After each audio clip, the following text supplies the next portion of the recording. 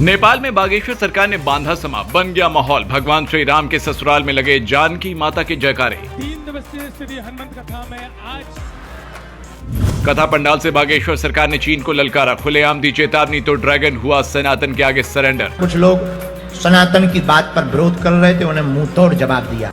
बागेश्वर सरकार की कथा में उमड़ा भयंकर जनसैलाब, नेपाल के पागलों के जयकारों से गूंजा कथा पंडाल, भक्त हुए मस्त। हमें तो लग रहा था कि हमारी भाषा समझ में नहीं आएगी, अब तुम तो अपने ही हो।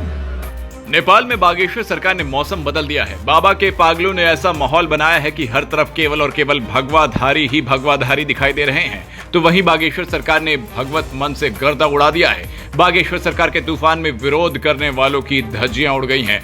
बाबा के शब्द सनातन विरोधियों के कानों में लोहा पिघला कर डाल रहे हैं। नेपाल में बागेश्वर सरकार की दहाड़ से चाइना ने दुर्राना भी बंद कर दिया है। माहौल तो बागेश्वर सरकार ने ऐसा बना दिया है कि पूरा नेपाल सनातनी हिंदू राष्ट्र बन गया है। तो वहीं कथा पंडाल में भक्तों का ऐसा हुजूम उमड़ रहा है कि मानो सनातनियों की बाढ़ नेपाल में आ गई हो। हर तरफ बाबा के पागल ही पागल दिखाई दे रहे हैं। तो दूसरी तरफ बागेश्वर सरकार ने भगवान श्री राम की ससुराल और माता जानकी के मायके में जमकर जानकी माता के नाम से जयकारे लगाए हैं। तो कैसे गुरुजी ने चाइना की आंखों में नींबू निचोड़ा और कैसे जानकी माता और नेपाल के पागलों के जयकारों से पूरा माहौल बदल दिया, ये जानने के लिए इस 5 मिनट के वीडियो को जरूर देखें, क्योंकि आपको अपने चैनल पब्लिक दर्पण न्यूज की टीम हर खबर आप तक पहुंचाने के लिए नेपाल में मौजूद है।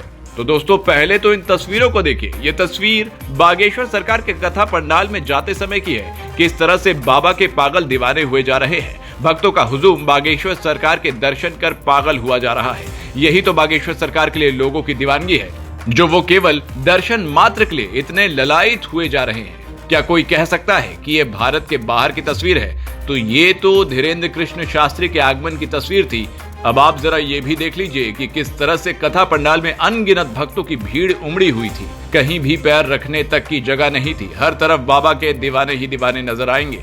लेकिन ये तो बस ट्रेलर था। असली कहानी तो तब शुरू हुई जब बागेश्वर सरकार ने कथा के दौरान व्यासपीठ से बिना नाम लिए सीधे सीधे शब्दों में चाइना को जमकर ललकारा। बागेश्वर सरकार ने साफ शब्दों में कहा कि यहाँ कुछ लोग विरोध कर रहे थे, जिन्हें नेपाल के लोगों ने सीधा कर दिया है। दरअसल ये कुछ लोग किसी इंसान के लिए नहीं बल्कि चाइना के लिए था, क्योंकि बागेश्वर सरकार की कथा का आयोजन होना जब से नेपाल में सुनिश्चित हुआ था, तभी से चीन को मिर्ची लगी हुई थी। यही वजह है कि सुरक्षा के भी इतने कड़े इंतजाम किए गए थे। चाइना की इन हरकतों को जानने के लिए आप हमारी पुरानी वीडियोस देख सकते हैं। वहां हमने विस्तार से बताया है कि चाइना को बागेश्वर सरकार के आगमन से कैसे तकलीफ हो रही है। लेकिन अब बागेश्वर सरकार के केवल इतनी सी बात के बाद ही चाइना वालों को उनकी औकात समझ में आ गई है। पहले आप सुनिए क्या कुछ कहा गुरुजी ने। जगे हुए हैं यहाँ पर कुछ लोग सनातन की बात पर विरोध कर रहे थे, उन्हें मुंह तोड़ जवाब दिया। तो देखा ना किस तरह से बिना नाम लिए ही चाइना को आईना दिखा दिया। और चीनियों को ये बात भी समझ में आ गई होगी कि किसी भी हाल में सनातनी संतों से उलझना नहीं है, नहीं तो छोटी छोटी आंखें और भी छोटी हो जाएंगी। लेकिन कथा में केवल इतना ही नहीं हुआ। इसके साथ ही बागेश्वर सरकार ने कथा के दौरान जानकी माता और नेपाल के पागलों के नाम के जयकारे भी जमकर लगवाए और उनसे मजाक में ये भी पूछ लिया कि क्या उनको ये भाषा समझ में आती है। बाबा का ऐसा अंदाज देखकर हर कोई भक्त उनका मुरीद हो गया है। आप खुद भी इस वीडियो को देखिए। अच्छा एक बात बताओ, हमारी कथा समझ आ जाती तो सही में? हमें तो लग रहा था कि हमारी भाषा समझ में नहीं आएगी, अब तुम तो अपने ही हो। तो देखा ना आपने बागेश्वर सरकार का अनोखा अंदाज, किस तरह से गुरुजी ने नेपाल वालों का दिल जीत लिया। तो अब आपको क्या लगता है, बागेश्वर सरकार के इस अनोखे अंदाज के बाद चीन नेपाल से पीछे हट जाएगा? क्या सभी सनातनी एक होंगे? आप अपनी राय कमेंट बॉक्स में जरूर लिखें। पब्लिक दर्पण न्यूज के लिए ठाकुर राहुल जादौन की रिपोर्ट।